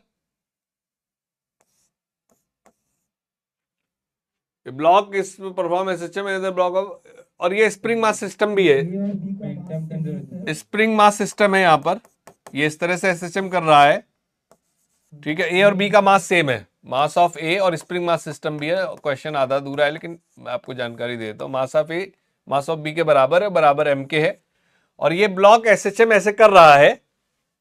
और हमने किया गया कि जब ये अपनी कहां पर था, एसएचएम करते हुए अपनी मीन पोजीशन पर था, ये इस तरह से एसएचएम कर रहा होगा, और जब ये अपनी मीन पोजीशन पर था तो इसके ऊपर हमने क्या किया, एक और ब्लॉक रख दिया एम मास का, जो इससे चिपक गया है, ठीक है। नया टाइम पीरियड क्या होगा एक बात बताओ, टाइम पीरियड के लिए कुछ और सोचने की जरूरत है क्या अपने को? टाइम पीरियड तो पहले कितना था, 2 पाई रूट एम बाई के था, और अब नया टाइम पीरियड क्या हो गया होगा नई सिचुएशन के हिसाब से? न्यू टाइम पीरियड हो गया होगा 2 पाई रूट मास सिस्टम का कितना हो गया, 2m/k yes टाइम पीरियड तो सीधा सीधा है। अब दूसरा पूछ रहा है कि नया एम्पलीट्यूड क्या होगा, एम्पलीट्यूड चेंज हो जाएगा। पहले एम्पलीट्यूड अगर ए था पहले अगर एम्पलीट्यूड इसका, तो एम्पलीट्यूड अब कम हो जाएगा, और वो कैसे निकालेंगे?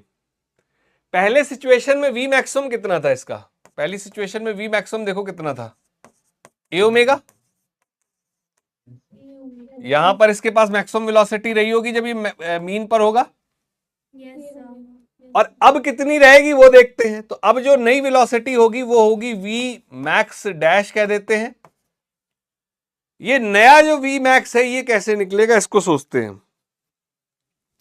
एक बात देखो, जब ये मीन पोजीशन पर होगा इस समय इस पे नेट फोर्स कितना होगा, at mean position net force क्या होगा, 0 होगा at mean position f net जो होगा सिस्टम पर कितना होगा, 0। और अगर एफ नेट 0 है तो we can conserve linear momentum at mean position. Linear momentum को कंजर्व कर दिया एट मीन पोजीशन, तो देखो सोचो क्या हो जाएगा। पहले का मोमेंटम कितना था, पहले का मोमेंटम m v मैक्स, और बाद का क्या मोमेंटम हो गया 2m v मैक्स डैश, बोलो। तो v मैक्स डैश की क्या वैल्यू आ गई यहां से, v मैक्स बाय 2, और v मैक्स कितना था, a ओमेगा, तो ये हो गया a ओमेगा बाय 2। yes तो v मैक्स डैश की जगह क्या लिखा जा सकता है, नया एम्पलीट्यूड निकालना है तो इसकी जगह क्या लिख सकते हैं, क्या मैं लिख सकता हूं a डैश ओमेगा डैश बराबर हो गया a ओमेगा बाय 2। अच्छा, पहले का a कितना था, ये है, और ओमेगा कितना है पहले का omega root of k by m, बोलो। और नया a डैश लिख दिया, और ओमेगा डैश नया कितना हो गया, इससे देख लो, under root of k by 2m।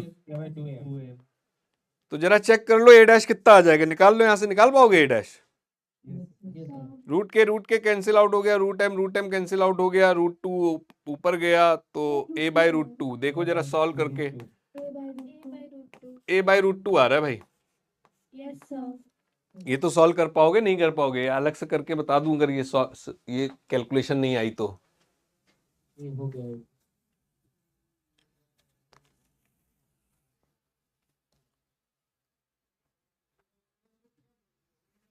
यहाँ पे मास रिड्यूस्ड वाला कंसेप्ट नहीं यूज करेंगे टाइम पीरियड में। नहीं वहां पे तो जब मास रिड्यूस वाले में तो दो चीजें ऐसे ऐसे ऑसिलेट कर रही होती ना,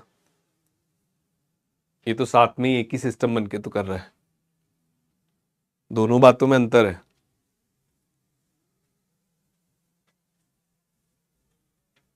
ठीक है,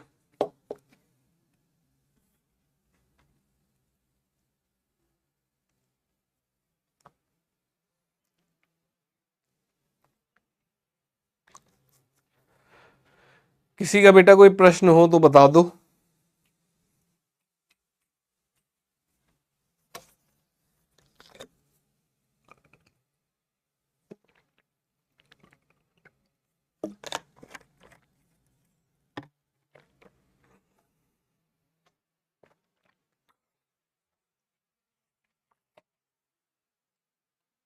क्या बेटा आगे बढ़े?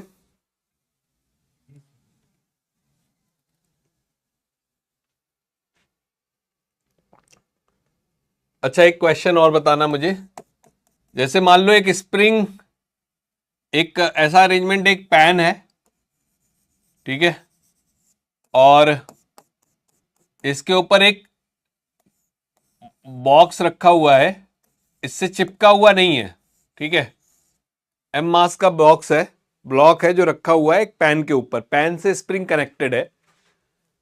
अब मेरे को पूछता है कि इसका स्प्रिंग कांस्टेंट के है, मेरे को पूछता है कि find maximum acceleration for which block of mass m does not lose contact with pan, pan से कांटेक्ट लूज ना करे, इसके लिए नहीं, find maximum amplitude, find maximum amplitude ये निकालना है। मैक्सिमम एम्पलीट्यूड क्या होगा जिसके लिए ब्लॉक जो है, ये ब्लॉक स्पैन के साथ कांटेक्ट लूज ना करे, मैक्सिमम एम्पलीट्यूड क्या होगा ये बताना है। नहीं,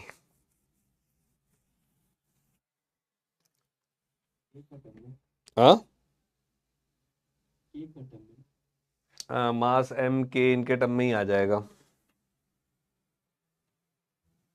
2mg/k कैसे, क्या करना, क्या अप्रोच पहले बताओ। पोटेंशियल एनर्जी को मैक्सिमम कंप्रेशन तक हाँ, उसको इक्वल कर दिए पोटेंशियल एनर्जी ऑफ ब्लॉक के साथ। उससे कैसे निकलेगा मतलब?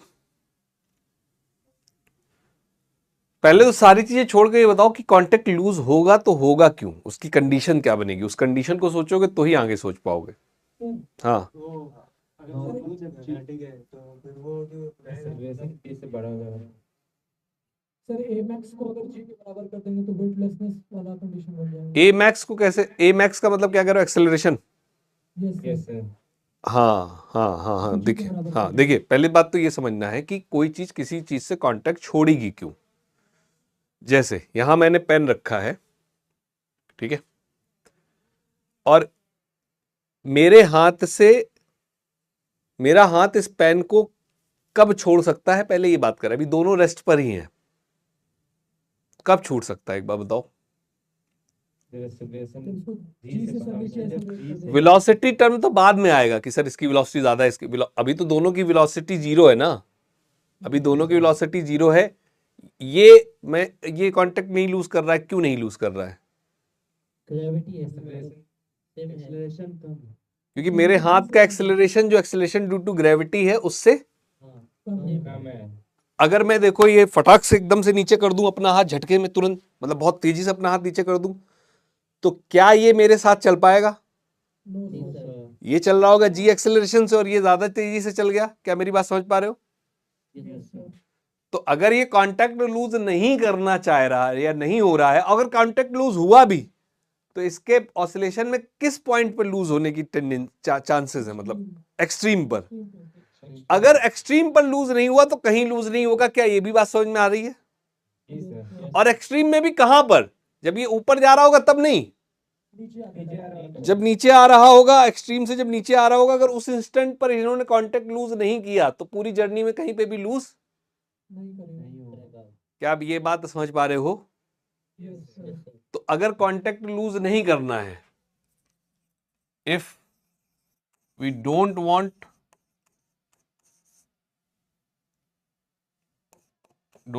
To lose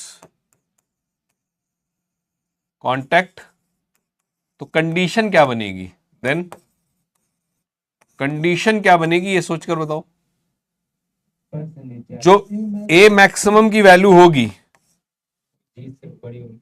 less than equals to उसकी वैल्यू को जी से छोटा होना चाहिए। Yes, sir. क्या ये कंडीशन समझ में आती है? Yes, sir. yes sir और अगर लूज कराना है तो क्या कंडीशन हो जाएगी? ये तो लूज ना करने की कंडीशन है। जी से बड़ी ए मैक्सिमम की वैल्यू जी से बड़ी कर दो। yes sir फिलहाल लूज ना करने की बराबर या लेस देन होनी चाहिए। ए मैक्सिमम क्या लिखा जा सकता है? A omega. a omega a omega square भाई मेरे, Yes, sir. Less than g. ठीक है, तो ए की वैल्यू क्या होगी? Less than equals to g by, omega और इसको क्या लिख सकते हैं? ओमेगा स्क्वायर को क्या लिखा जा सकता है? M by K. a by m omega square को ओमेगा ओमेगा हो जाएगा root of K by M. omega square k by m हाँ, तो के बाय एम। एमजे भाई के तो बोले। हाँ, ये कंडीशन आ जाएगी। इतना एम्पलीट्यूड अगर इससे छोटा एम्पलीट्यूड रखोगे, एम जी बाई के से छोटा एम्पलीट्यूड रखोगे तो कभी भी कांटेक्ट लूज नहीं होगा। एम जी बाई के से बड़ा एम्पलीट्यूड रख दोगे तो कांटेक्ट लूज हो जाएगा।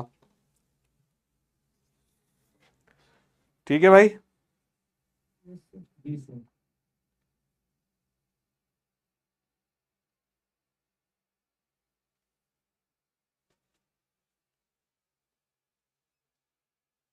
क्या आगे बढ़े? Yes, sir. चलिए ये क्वेश्चन बताइए क्या कह रहा है।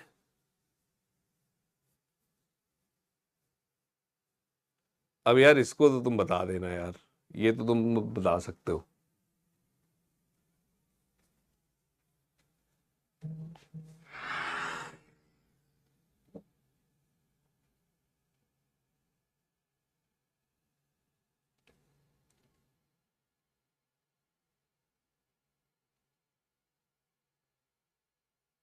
तो a upon root 2 करेंगे क्या, पहले ये बता दो। Moment of conservation.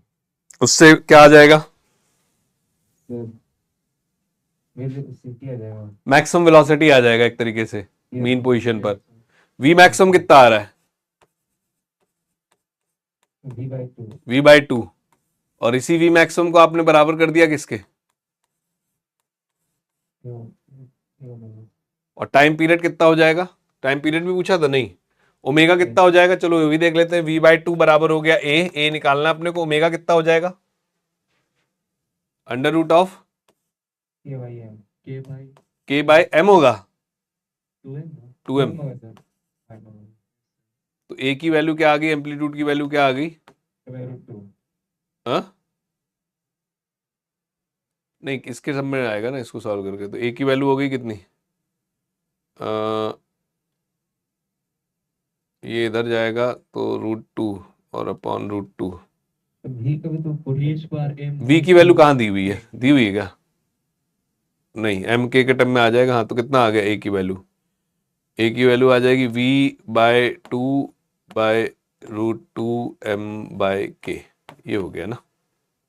तो लिख सकते हैं v under root of, v का वैल्यू फाइंड कर लेंगे। नहीं फाइंड नहीं करना है v का वैल्यू, एम्पलीट्यूड ही पूछा। ये सर समझिए v दिया हुआ नहीं, लेफ्ट वाला ब्लॉक का ये आ जाएगा। ठीक है, जी सर।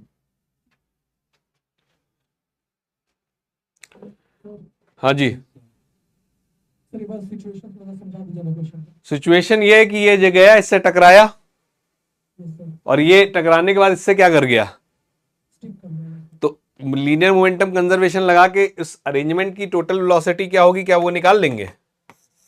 यस सर भाई ये इससे जाके चिपक गया दोनों ब्लॉक, तो ये v से टकराया और इस अरेंजमेंट की क्या वेलोसिटी आई होगी जस्ट कोलिजन के बाद? तो लीनियर मोमेंटम कंजर्व करोगे तो mv बराबर हो गया होगा 2m v dash. Yes sir यही हो गया। यस सर तो नई वेलोसिटी कितनी हो गई? v/2 यही जो v/2 आया है, यही इसकी मीन पोजीशन पर वेलोसिटी होगी। यस सर a ओमेगा के बराबर। वेलोसिटी एट मीन पोजीशन, यही तो हो गई। यस सर और अगर ये वेलोसिटी मीन पोजीशन पर हो गई तो यही चीज तो a ओमेगा के बराबर हो गई। यस सर और निकल आया ओमेगा की वैल्यू हमको पता है, यस सर। टाइम पीरियड वाले सेंस से निकाल लेते हैं। टोटल सिस्टम का मास 2m हो चुका है, k दिया हुआ है, बराबर करके एम्पलीट्यूड निकाल दिया। ठीक है, यस सर।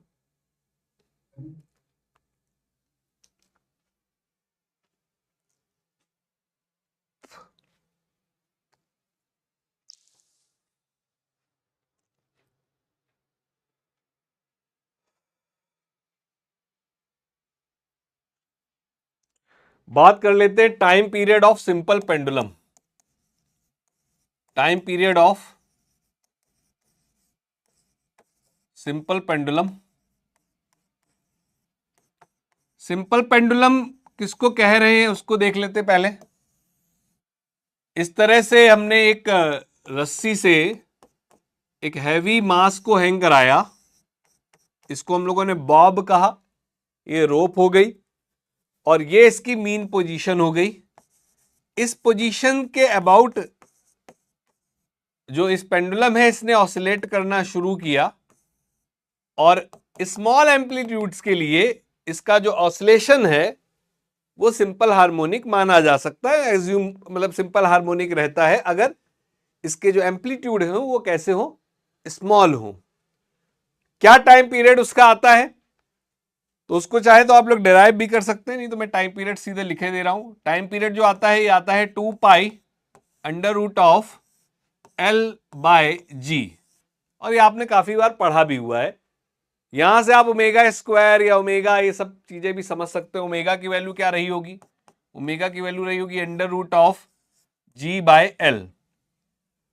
अब थोड़ी थोड़ी बातें इसकी और प्रिसाइजली जो है वो समझ लेते हैं। L जो है वो बेसिकली आपका L इफेक्टिव होता है। L इफेक्टिव का मतलब कहां से कहां तक की दूरी है। इसको और अगर हम फर्दर सही करें तो ये टाइम पीरियड लिखा जा सकता है 2 pi under root of L effective by G effective.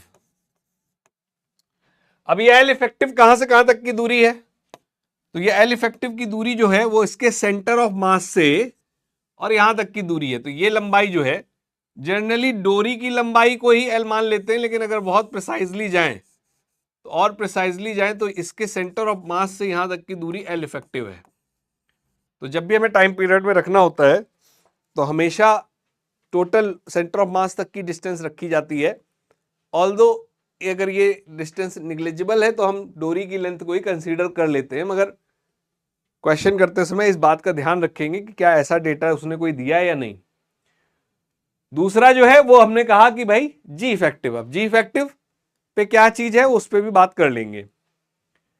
अगला पॉइंट जो इसमें बात आती है किसके इस पे ऊपर डिपेंड करता है, टी डिपेंड्स ऑन। तो इस केस में यहां आप फॉर्मूले से देख पा रहे हो किन किन वैल्यू पे डिपेंड कर रहा है। अगर देखा जाए तो एल के ऊपर डिपेंड करेगा, एल इफेक्टिव पे डिपेंड करेगा, और किस पर डिपेंड कर रहा है, जी इफेक्टिव के ऊपर डिपेंड कर रहा है।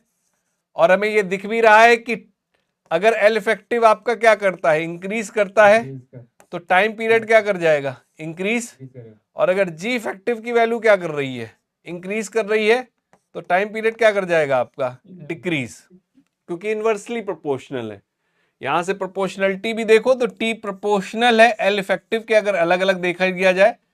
और कह सकते हो कि टी प्रोपोर्शनल है रूट ऑफ एल इफेक्टिव और 1/√ऑफ जी इफेक्टिव। तो यहां प्रोपोर्शनलिटी वाइज भी अपन इसी रिलेशन से देख सकते हैं। तो और टाइम पीरियड डिपेंड कर रहा है एल इफेक्टिव के ऊपर और जी इफेक्टिव के ऊपर। तो यहां ग्रेविटी के ऊपर टाइम पीरियड डिपेंड करेगा। किस पर डिपेंड नहीं कर रहा है, किस पर डिपेंड नहीं कर रहा है, टी इंडिपेंडेंट ऑफ किस पे, एम्पलीट्यूड। एम्पलीट्यूड पर डिपेंड नहीं करता है, मगर ठीक है ये जो फार्मूला है टाइम पीरियड वाला ये सिर्फ और सिर्फ वैलिड है स्मॉल एम्पलीट्यूड के लिए, but the relation is only valid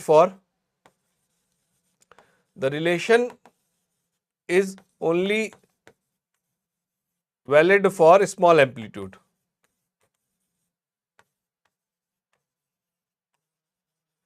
छोटे एम्पलीट्यूड के लिए ही वैलिड है। ठीक है, मतलब यहां अगर मैं बात करूं तो जो ये थीटा बनना चाहिए मैक्सिमम एंगुलर डिस्प्लेसमेंट पे वो लेस देन 5 डिग्री के आसपास रहना चाहिए, 5 डिग्री, 4 डिग्री, 3 डिग्री, 2 डिग्री।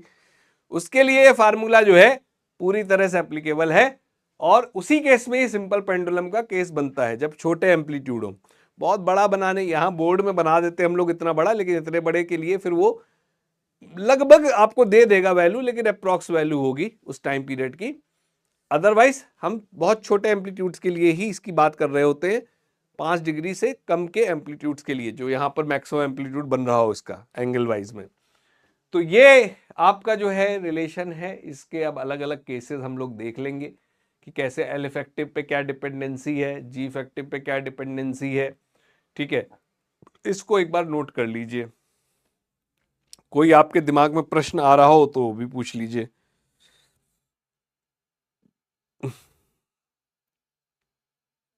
हाँ जी, सर एक बार थोड़ा सा इक्वेशन से वो समझा दीजिएगा कि स्मॉल एम्पलीट्यूड के लिए एसएचएम करेगा और लार्ज एम्पलीट्यूड के लिए क्यों नहीं करेगा?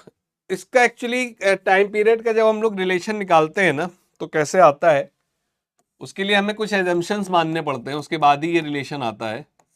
तो जैसे ये यहाँ पर अगर है और इसको हमने इसकी मीन पोजीशन से डिस्प्लेस कर दिया, मान लीजिए किसी एंगल थीटा पर, ठीक है, किसी जर्नल थीटा पर है ये, तो mg का फोर्स जो है वो डाउनवर्ड डायरेक्शन में लग रहा होगा, और इधर जो इसका रिस्टोरिंग फोर्स हो गया, वो रिस्टोरिंग फोर्स क्या हो गया, रिस्टोरिंग फोर्स जो हो गया वो हो गया, अगर ये एंगल थीटा है तो यहां से ये एंगल भी थीटा हो गया होगा, इधर रिस्टोरिंग फोर्स हो गया होगा mg साइन थीटा। तो ये mg साइन थीटा है जो इसको रिस्टोर कराने की कोशिश कर रहा है। तो हमारे लिए रिस्टोरिंग फोर्स क्या हो गया, रिस्टोरिंग फोर्स, क्योंकि उसका ही इंटरेस्ट है हमको अगर टाइम पीरियड निकालना है तो। रिस्टोरिंग फोर्स जो है, रिस्टोरिंग फोर्स जो है वो हो गया मेरा mg साइन थीटा। अब यहां से हमें या तो x में एक इक्वेशन बना लो, और ये लंबाई इसकी लेंथ है l है, ये लेंथ l है, और अगर ये स्मॉल है तो फिर हम लगभग लगभग स्ट्रेट लाइन मानते हुए ऐसा कर सकते हैं कि ये जो दूरी है, इसको थोड़ा इधर बना देता हूं, इस तरह से अगर है, ये लगभग जो डिस्टेंस है इस दूरी को मैंने अगर x कह दिया, तो रिस्टोरिंग फोर्स को हम कंपेयर कराना चाह रहे हैं एक तरीके से, चाहो तो kx वाले जो टर्मोलॉजी है उससे रिस्टोर कराना चाह रहे हैं। रिस्टोरिंग फोर्स को मैंने ma लिख दिया, इधर हो गया mg साइन थीटा को मैं थीटा लिख देता हूं स्मॉल एंगल के लिए। ये एजम्पशंस हमें यहां मानने पड़ेंगे। साइन थीटा को थीटा लिख दिया, और ये एंगल यहां थीटा बन रहा है, यहां पर ये मेरा x, ये सॉरी, ये मेरा लंबाई लगभग l है, और ये लगभग लगभग x है। तो ये अगर बहुत स्मॉल है तो हम क्या लिख सकते हैं, angle equals to arc upon radius वाली चीज लगा सकते हैं, तो x बाय एल लिखा जा सकता है। तो थीटा की जगह मैं x बाय एल अगर रिप्लेस कर दूं, m से m कैंसिल आउट हो गया, a बराबर आ गया मेरा g, थीटा की जगह मैंने सब्स्टिट्यूट कर दिया, डिस्प्लेसमेंट जैसे होता था x बाय एल, और अगर यहां से देखो तो a प्रोपोर्शनल बन गया x के, या फिर यहां से कह सकते हैं कि a बराबर हो गया g by L into x. और बेसिकली मैंने माइनस साइन नहीं लगाया है, लेकिन है वही बात कि ये जो भी रिस्टोरिंग फोर्स है उसमें आप सब में माइनस साइन लगा सकते हो, तो मुझे उसको लगाने की नीड नहीं, मुझे अलग से दिख रहा है कि जब ये चीज यहां है तब फोर्स इधर लग रहा है, और जब चीज यहां पर होगी, अगर ये मीन पोजीशन है तो, अगर ये डिस्प्लेसमेंट है तो फोर्स इधर लग रहा होगा। तो माइनस साइन मेरे लिए सिर्फ और सिर्फ एक रिस्टोरिंग नेचर बता रहा है, वो मुझे ऑलरेडी दिख रहा है। तो अगर मैं यहां से आप कंपेयर करूं तो बताओ ओमेगा स्क्वायर की वैल्यू क्या दिख रही है, ओमेगा की वैल्यू हो गई रूट ऑफ, तो टाइम पीरियड कितना हो जाएगा। तो जो ये सब एजम्पशंस लिए हैं ना, ये एजम्पशंस तभी तक वैलिड हैं जब ये एंगल बहुत क्या हो, छोटा हो। अगर ये एंगल बड़े हो जाएंगे तो एजम्पशंस फेल हो जाएंगे, एजम्पशंस फेल हो जाएंगे तो फिर ये इक्वेशन सेटिस्फाइड नहीं करेगा, तो फिर ये एसएचएम का केस नहीं बनेगा। इन एजम्पशंस को लेते हुए हमने इसको एसएचएम बनाया है, ठीक है।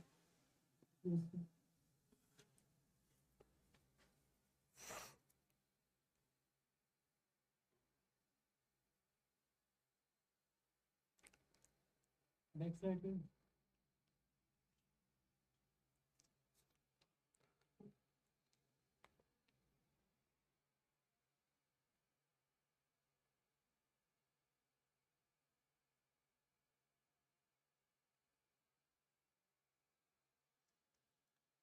आगे बढ़ू? हाँ, आगे बढ़िए।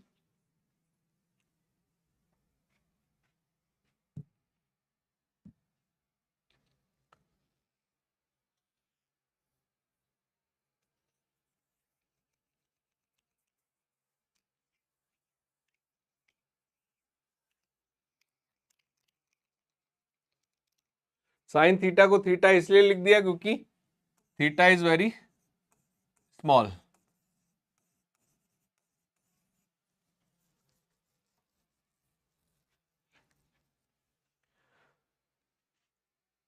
आगे बात कर लेते हैं कि dependency of L effective. L effective के कैसे डिपेंड कर रहा है, इसके ऊपर कुछ कुछ केसेस देख लेते हैं, कुछ बातें समझ लेते हैं।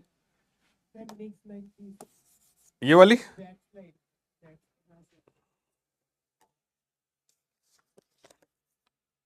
इसके पहले वाला भी एक बार एक मिनट 7 सेकंड।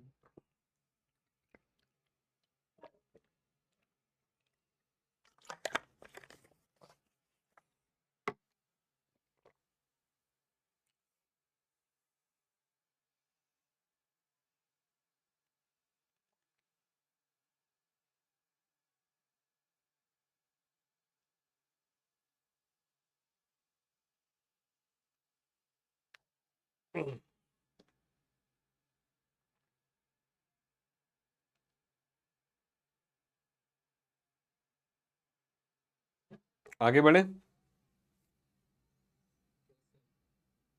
ठीक है, अब सुनो, बात कर लेते हैं सबसे पहली, depends on L effective, that is T square proportional L effective.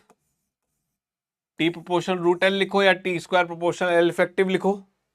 इसके कुछ केसेस समझते हैं, देखते हैं कुछ कुछ केसेस हैं इन जनरल।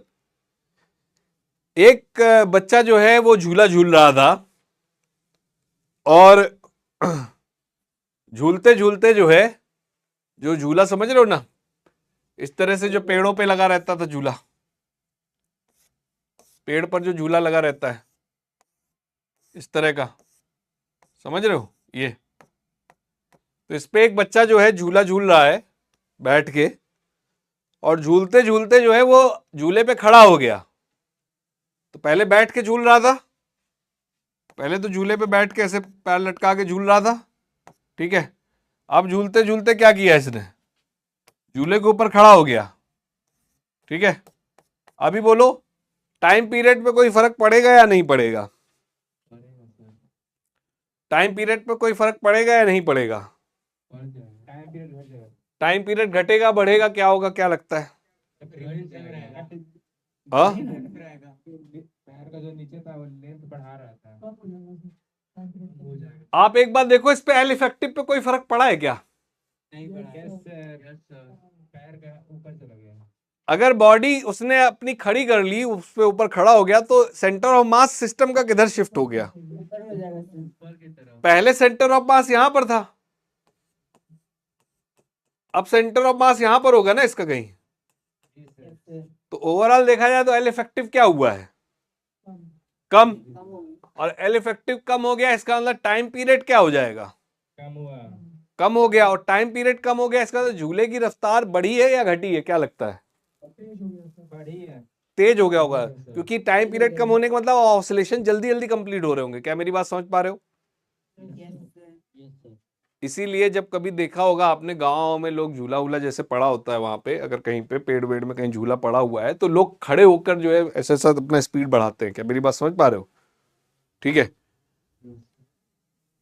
ठीक। अच्छा, एक केस और देखते हैं।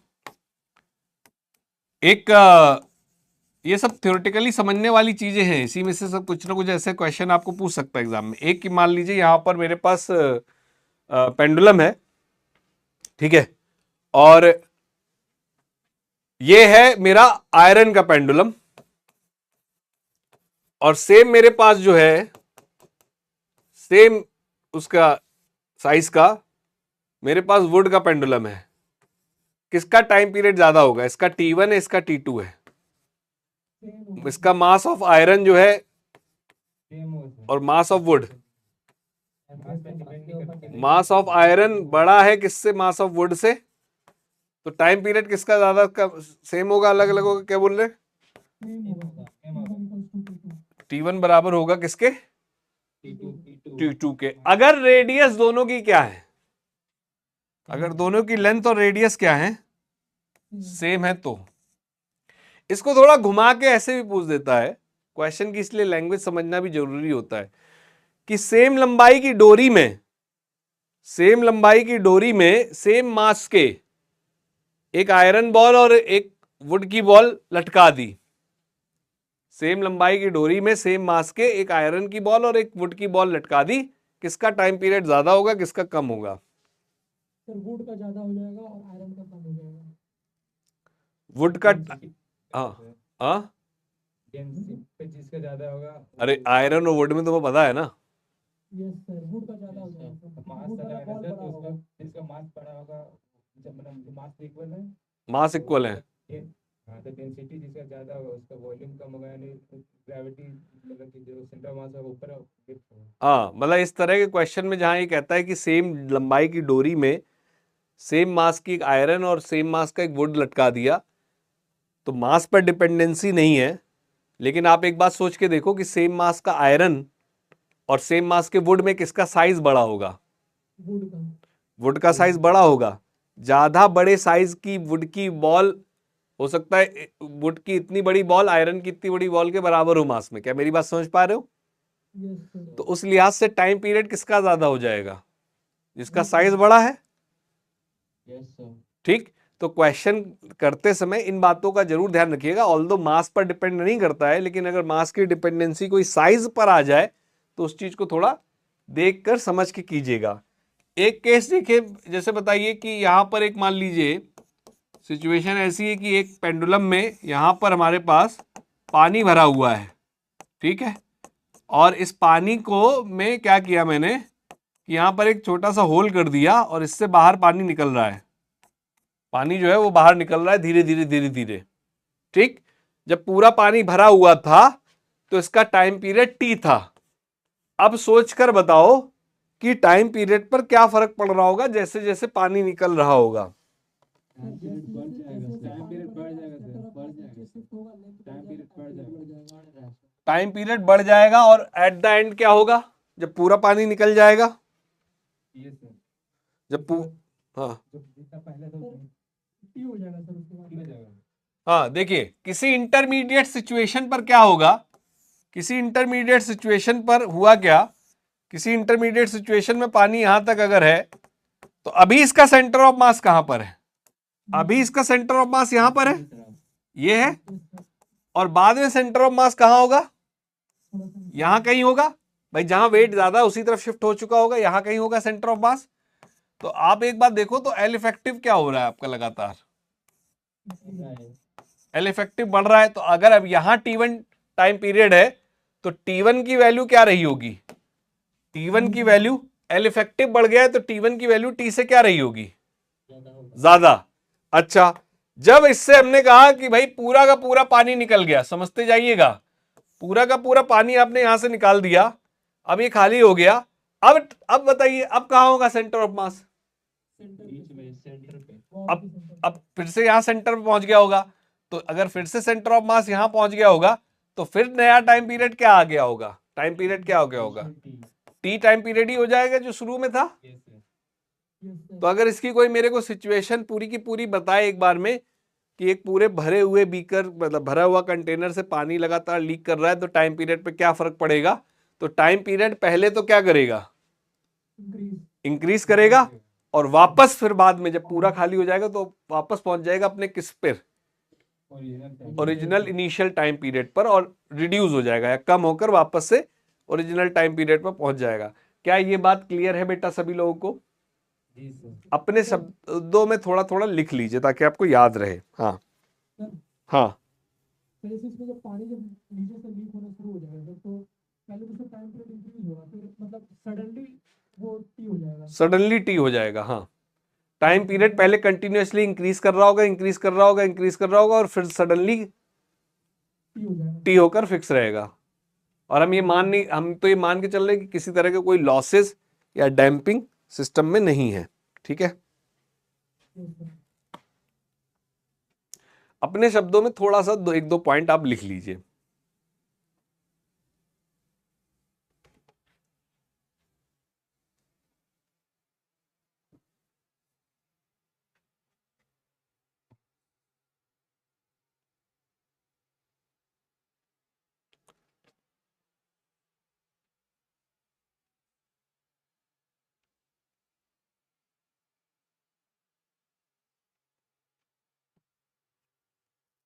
हेलो हाँ जी। सर। हाँ सर हम लोगों का ना थोड़ा देर के लिए स्पीकर बहुत खराब हो गया था, तो थोड़ा सा मैं क्लासरूम चेंज करना था। अच्छा, कौन सा केस आपको देखना है? ये वाला केस है? सर ये भी नहीं, इससे पहले वाले में आधा घंटा तक वो प्रॉब्लम था फ्रॉम माइक का स्पीकर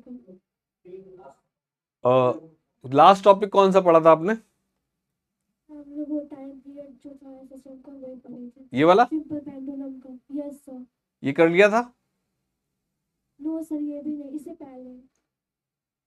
यस सर, यहाँ से ये हो चुका था, इसके ये टी इंडिपेंडेंट ये हो गया था। Yes sir. ठीक है, देखिए ये तो इसमें तो हमने मतलब उसी को डेराइव किया है। ठीक है, तो डेरिवेशन पार्ट उतना मतलब इसमें अभी इम्पोर्टेंट नहीं है। ठीक, इससे अभी कुछ फंसेगा नहीं। वो किसी बच्चे ने बोल दिया कि एक बार ड्राइव कर दीजिए, तो मैंने ड्राइव किया। इसको समझा देता हूँ, है ना।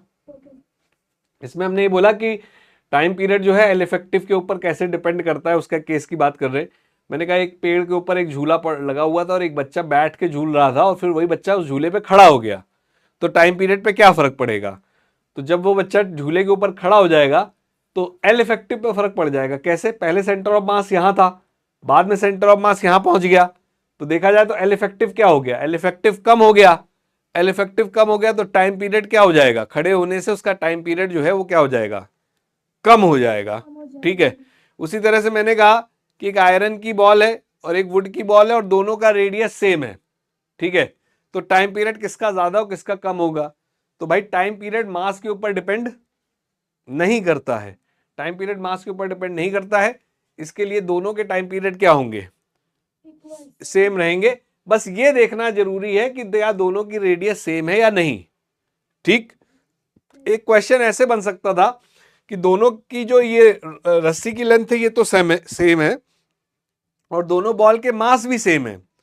तो यहां ट्रिक क्या, मतलब कि क्या आपको कहां पे फंसाने की कोशिश हो रही है कि दोनों के अगर मास सेम हो गए तो वुड में और आयरन में साइज किसका ज्यादा होगा? सेम मास में वुड का साइज बड़ा हो जाएगा।